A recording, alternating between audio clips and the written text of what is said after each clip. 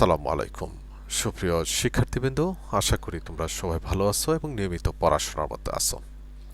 আজকে আমি ব্যষ্টিক অর্থনীতির বাজার অধ্যায়ের নবম লেকচার নিয়ে তোমাদের সামনে উপস্থিত হয়েছি, যেখানে একচেটিয়া বাজারের কিছু আলোচনা থাকবে।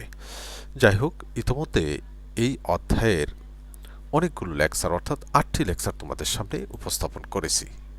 আমি বিশ্বাস করি তোমরা যারা নিয়মিত এবং ধারাবাহিকভাবে লেকচারগুলো দেখেছো, বাজার অধ্যায়ে তোমাদের সমস্যা হওয়ার কথা না। যাই হোক, বলছিলাম একচেটিয়া বাজারের কিছু অংশের কিছু আলোচনা করব। এই পাঠ শেষে শিক্ষার্থীরা মৃতবার ক্ষতির ধারণা ব্যাখ্যা করতে পারবে। তারপর আরেকটি আলোচনা নিয়ে আসছি, গড়ায়, প্রান্তিকায় এবং স্থিতিস্থাপকতার সম্পর্ক বিশ্লেষণ করতে পারবে। ঠিক আছে, আমরা আলোচনাটি শুরু করি। লক্ষ্য করো, প্রথমে আসি মৃতবার ক্ষতি, যেটাকে ইংরেজিতে বলা হয় ডেড ওয়েট লস।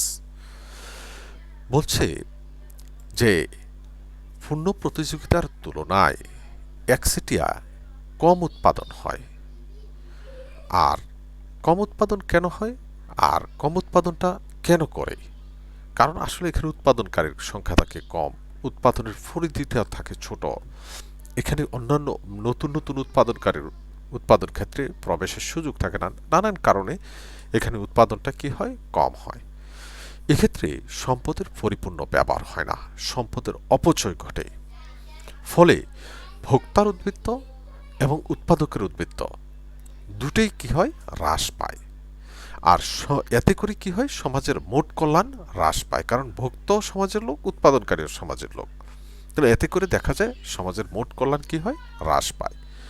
এই যে পূর্ণ প্রতিযোগিতার তুলনায় মানে একচেটিয়া বাজারে উৎপাদন কম হয়, কম হওয়ার কারণে সমাজ যে ক্ষতির সম্মুখীন হয় সেটাকে বলা হয় মৃত ভার ক্ষতি। যাই হোক, আমি আবার একটু বলছি, পূর্ণ প্রতিযোগিতার অধীনে উৎপাদন না করে একচেটিয়ার অধীনে উৎপাদন করা হলে সমাজ যে ক্ষতির সম্মুখীন হয় তাকে মৃতবার ক্ষতি বলা হয়। ঠিক আছে, আবার এটা বললাম মৃতবার ক্ষতি কাকে বলে। এখন এই চিত্রের সাহায্যে বিষয়টি ব্যাখ্যা করার চেষ্টা করব। লক্ষ্য করো, চিত্র ও এক্স অক্ষে হচ্ছে উৎপাদনের পরিমাণ ও ওয়াই অক্ষে আয়, ব্যয় এবং দাম নির্দেশিত। এ আর হচ্ছে গড়ায় রেখা, যেটাকে চাহিদা রেখাও বলা হয়, আর এম আর প্রান্তিক আয় রেখা। এখন আমরা দেখো যে এমসি রেখা, এটা হচ্ছে যোগান রেখা, যেটাকে আমরা যোগান রেখা বলছি। আমরা কিন্তু জানি পূর্ণ প্রতিযোগিতামূলক বাজারে যেখানে চাহিদা এবং যোগান পরস্পর কি হয়, সমান হয়, সেখানে ভারসাম্য অর্জিত হয়। তাহলে লক্ষ্য করো, ডি চাহিদা রেখা, এস যোগান রেখা। এই যে চাহিদা এবং যোগান রেখা পরস্পরকে এখানে সেট করছে। তাহলে এক্ষেত্রে কি হবে, পূর্ণ প্রতিযোগিতামূলক বাজারে ভারসাম্য অর্জিত হবে। এই কথাটা বলছি, এই বিন্দুতে সেট করা, এখানে ভারসাম্য অর্জিত হবে কোন বাজারে, পূর্ণ প্রতিযোগিতার অধীনে। তাহলে পূর্ণ প্রতিযোগিতায় একটা দাম পাবো আর পরিমাণ পাবো, আমরা দেখি। তাহলে পূর্ণ প্রতিযোগিতামূলক বাজারে ভারসাম্য দাম হচ্ছে কত, ওপিসি, আর পরিমাণ হচ্ছে ও কিউসি। এক্ষেত্রে লক্ষ্য করো, এই যে অংশটা, এই যে উপরের যে অংশটা, আমরা এখানে একটা নাম দেই, নাম অবশ্য দেইনি হয়তো। চিত্রে লক্ষ্য করো, পূর্ণ প্রতিযোগিতায় ভারসাম্য দাম হচ্ছে কত, ওপিসি, এবং পরিমাণ হচ্ছে কত, ও কিউসি।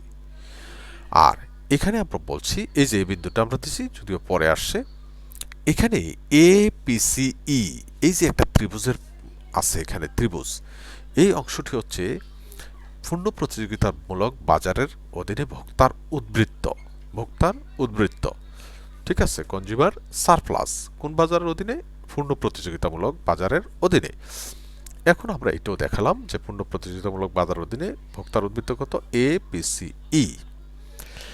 এখন এখানে যদি আমরা আবার বলি যে মানে বিক্রেতার বা উৎপাদনকারী উদ্বৃত্ত কত, তাহলে এটা বি পিসি ই। ঠিক আছে, বি পিসি ই, এটা হচ্ছে উৎপাদনকারীর উদ্বৃত্ত। এখন আমরা পূর্ণ প্রতিযোগিতার কথা বলে ফেললাম, এবার আসি একচেটিয়ার অধীনে উৎপাদনের কথা। আমরা কিন্তু জানি যেখানে প্রান্তিক আয় এবং প্রান্তিক ব্যয় পরস্পর কি হয়, সমান হয়, এবং প্রান্তিক ব্যয় রেখাটি প্রান্তিক আয় রেখাকে নিচের দিক থেকে উপর দিকে সেট করে এখানে কি হয়, একচেটিয়া বাজারে ভারসাম্য অর্জিত হয়। তাহলে আমি যে বিন্দুটাকে নির্দেশ করতেছি এখানে কি হবে, একচেটিয়া বাজারে ভারসাম্য অর্জিত হবে। লক্ষ্য করো, এই বিন্দুতে একচেটিয়া বাজারে ভারসাম্য অর্জিত হবে। তাহলে এখান থেকে এই বিন্দুর মাধ্যমে মধ্যে দিয়ে যদি আমি একটা রেখা টানি, এর রেখা পর্যন্ত এভাবে রেখাটা টানি, তাহলে এখানে ভারসাম্য দামটা পাবো, আর নিচে পাবো পরিমাণ, এই দামটা পাবো এই দিকটায়। হ্যাঁ, লক্ষ্য করো, এক্সিটিআই যে আমরা বলছি এখানে ভারসাম্য দাম কত, ও পিএম, আর পরিমাণ হচ্ছে ও কিউএম। এটা মূলত কিন্তু ভারসাম্য বিন্দু এটা, ঠিক আছে।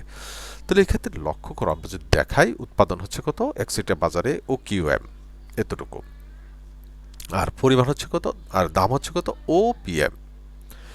এক্ষেত্রে আমরা যদি বলি যে একচেটিয়া বাজারে ভোক্তার উদ্বৃত্ত কমে হচ্ছে কত, এ পিএম এফ, এ পিএম এফ কমে গেছে, এই যে কমে এই জায়গাটা হয়েছে।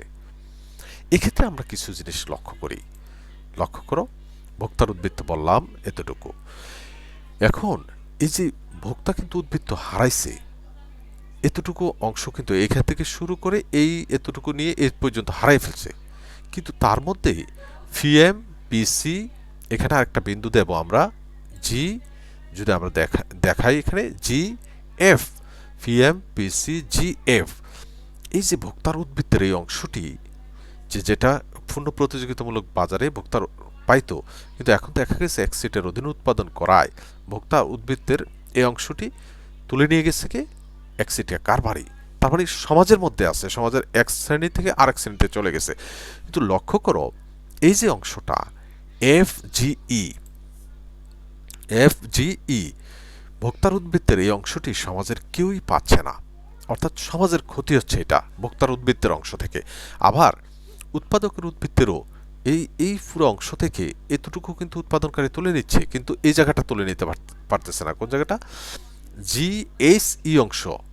দেখো, ভোক্তার উদ্বৃত্ত হ্রাস পেয়েছে কতটুকু, আগে যে জায়গাটা দেখালাম, এবার উৎপাদকের উদ্বৃত্ত হ্রাস পাচ্ছে জিএসই পরিমাণ, এই অংশটা। তার মানে সমাজের টোটাল ক্ষতি হচ্ছে কতটুকু, এই পুরো ঘরটা কত, এফএস ই পরিমাণ অথবা ইএফএস পরিমাণ, যেভাবে বলো না কেন, এই অংশটা কত লিখছি আমরা, এটা হচ্ছে উৎপাদকের উদ্বৃত্ত হ্রাসের কথা বললাম। এবার আমরা বলছি সমাজের মোট ক্ষতি, এই অংশটা যোগ এই অংশটা, অর্থাৎ এফ জিই যোগ জিএইচই, এই পুরোটা যোগ করলে হয় এফএইচ ই অংশটা, এফএইচ ই অংশটা। এখন আমরা পরের অংশটি নিয়ে আলোচনা করব, এয়ার, এমআর এবং ইপি এর মধ্যে সম্পর্ক, অর্থাৎ গড়ায়, প্রান্তিকায় এবং স্থিতিস্থাপকতার মধ্যে সম্পর্কটি আলোচনা করব। প্রথমে আসি, গড়ায় কাকে বলে। আমরা জানি মোট আয়কে উৎপাদনের পরিমাণ দ্বারা ভাগ করে যা পাওয়া যায় তাকে গড়ায় বলা হয়। এটাকে যদি আমরা সূত্রের আকারে লিখি, তাহলে লিখতে পারবো এআর সমান সমান টি আর বাই কিউ। এবার আমরা যাব প্রান্তিক আয়ের কথা। অতিরিক্ত এক একক বিক্রয়ের ফলে বা উৎপাদনের ফলে মোট আয়ের যে পরিবর্তন হয় সেটাকে বলা হয় প্রান্তিক আয়। ঠিক আছে, এই প্রান্তিক আয়ের সূত্রটা কি হবে? প্রান্তিক আয়ের সূত্র হচ্ছে এমআর সমান সমান del T R by del Q. ঠিক আছে, অর্থাৎ মোট আয়ের পরিবর্তনকে মোট উৎপাদনের বা বিক্রয়ের পরিমাণ দ্বারা ভাগ করলেই প্রান্তিক আয় পাওয়া যায়। এবার আমরা যাব স্থিতিস্থাপকতার কথা বলার জন্য। লক্ষ্য করো, অন্যান্য অবস্থা অপরিবর্তিত থেকে দামের আপেক্ষিক পরিবর্তনের ফলে চাহিদার যে আপেক্ষিক পরিবর্তন হয়, এ দুইয়ের অনুপাতকে চাহিদার দাম স্থিতিস্থাপকতা বলা হয়। এটাকে যদি সূত্র আকারে লিখি, তাহলে আমরা লিখতে পারি চাহিদার স্থিতিস্থাপকতা ইপি সমান সমান minus del Q by del P into P by Q. এখানে লক্ষ্য করো, মাইনাসটা কিন্তু কেন ব্যবহার করা হয়েছে। এই অংশটা আসলে চাহিদা রেখার ঢালটাকেও নির্দেশ করা হয়। চাহিদা রেখার ঢাল কিন্তু ঋণাত্মক, অথবা আমরা যদি বলি দামের সাথে চাহিদার পরিমাণের সম্পর্কটা কিন্তু বিপরীত। ঠিক আছে, এখানে এই কারণে সাইনটা ব্যবহার করা হয়েছে। এখন আমরা সম্পর্কটাকে বিশ্লেষণ করার চেষ্টা করি। লক্ষ্য করো, আমরা জানি মোট আয় টি আর সমান কি, পি ইন্টু কিউ। এখন এখান থেকে আমরা প্রান্তিকাটা লিখব। প্রান্তিকায় এম আর সমান কি লিখতে পারি, D P Q by D Q. ঠিক আছে, এটা উৎপাদনের পরিবর্তন, আর উপর হচ্ছে মোট আয়ের পরিবর্তন। পি কিউ মানে এই যে পি কিউ মানে মোট আয়ের পরিবর্তন। ঠিক আছে, এখন এটাকে গুণনের সূত্রে আমরা ভেঙে নিলাম। দেখো, প্রথমে রাশিটাকে রাখলাম V into D Q by D Q plus Q into D P by D Q, কারণ এটা মানে আমরা ইউভি এর সূত্রটা, গুণনের ইউভি এর সূত্রটা আমরা এখানে লিখলাম। তাহলে এখানে ডিকিউ সাপেক্ষে ডিকিউ এর যে দুইটা তো সমান, এখানে 1 হয়ে যাবে। তাহলে আমরা লিখে নিলাম, দেখো এখানে আছে P plus Q into D P by D Q. ঠিক আছে, এখন আমরা এখানে একটু কমন নেব। দেখো পি কমন নিয়ে নিলাম, নেহাতে এখানে আছে কত 1, এদিকে তো পি নাই, এটা আবার নেওয়া যাবে না এখানে, যেহেতু এটা তো পরিবর্তন প্রকাশ করতেছে। তাহলে এখানে কি হবে, কিউ বাই পি, আবার পি দিয়ে গুণন করো, দেখবা আগের লাইনটা চলে আসছে। এখন এটাকে আমরা একটু সাজাচ্ছি, লক্ষ্য করো। এই যে পি আর 1 প্লাস, একটু আগে আমরা দেখে আসছিলাম যে স্থিতিস্থাপকতার সূত্রটা ছিল minus D P by D Q by D P into V by Q. এখানে একটু অবশ্য সংক্ষেপে লিখে ফেলছি, এই জন্য তোমাদের একটু সমস্যা হতে পারে। এটা কিন্তু উল্টে নিছি আমরা। ঠিক আছে, উল্টে নিতে হবে। তাহলে উল্টে নিলে কি হবে, এটা তখন এই স্থিতিস্থাপকতার দেখো নিচে চলে গেছে, আর এখানে যে মাইনাসটা ছিল এই মাইনাসটাকে আমি এখানে বসিয়ে দিলাম। তাহলে কি হচ্ছে, এখন পি মানে হচ্ছে গড় আয়, দামটাই কিন্তু গড় আয়। ওইখানে চিত্রটার মধ্যে আমরা লিখছিলাম যে গড় আয় দাম পরস্পর কি হয়, সমান হয়। তাহলে 1 প্লাস, এখানে প্লাস মাইনাসে মাইনাস 1 বাই ইপি। ঠিক আছে, এখন দেখো আমাদের মোটামুটি কাজ হয়ে গেছে, যে এম আর সমান সমান এ আর ইন্টু 1 মাইনাস 1 বাই ইপি। ঠিক আছে, এখন লক্ষ্য করো, যদি ইপি এর মানটা, এই মানটা 1-এর চেয়ে ছোট হয়, এখানে এই মানটা যদি 1-এর চেয়ে ছোট হয়, তবে এম আর এর মানটা কি হবে, এম আর এর মান 0-এর চেয়ে ছোট হবে, অর্থাৎ ঋণাত্মক হবে।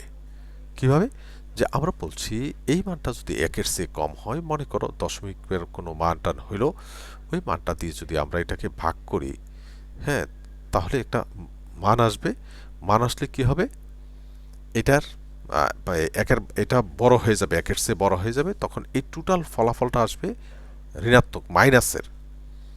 ঠিক আছে, এই কারণে বলছে যে ইপি লেস দেন 1 হলে এম আর লেস দেন কি হয়, 0 হয়, অর্থাৎ ঋণাত্মক হবে। আবার ইপি সমান সমান যদি 1 হয়, তাহলে এই দুইটা কাটাকাটি করলে এটা কি হবে, 1 থাকবে, এখানে 0 হয়ে যাবে। তাহলে এম আর সমান সমান কি হয়, 0 হয়, অর্থাৎ 0 হবে।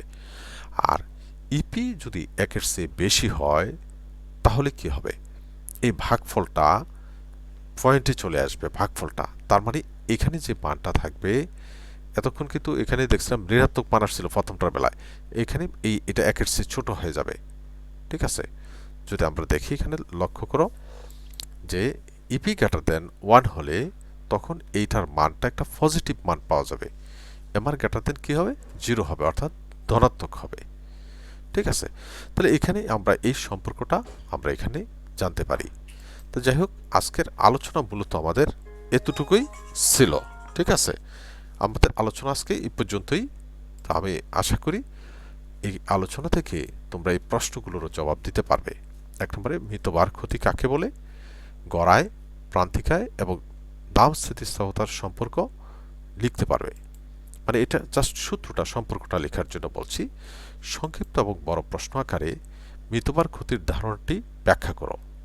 2, গড় আয় হবে, এটা তো হয়ে গেছে, গড় আয়, প্রান্তিকায় এবং দাম স্থিতিস্থাপকতার মধ্যে সম্পর্ক নির্দেশ করো।